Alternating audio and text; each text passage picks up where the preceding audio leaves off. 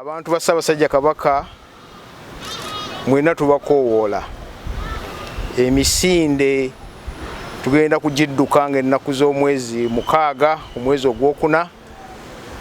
Teriyo kulanga lukulala, saagala saawulidde, saagala saategedde. Emisinde gya mulundi guno ate girimu ekyenjawulo. Ssaabasajja Kabaka aweze emyaka 7 beddu.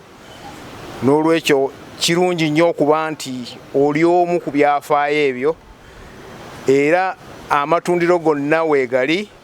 New Vision egenda tubuulira engeri gye bagifunamu nga tuzze okukima emijoozi gy'emisinde gya Kabaka egy'omwaka 2025 gye tugenda okuba nga tutundira wali ku kitongole kyaffe kyemmanyi obulungi ekya Vision Group oba ku ofiisi za Bukedde.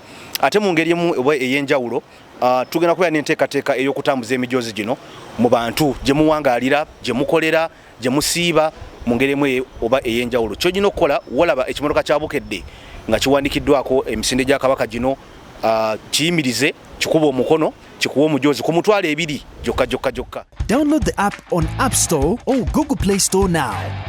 Vision Digital Experience, the future of media.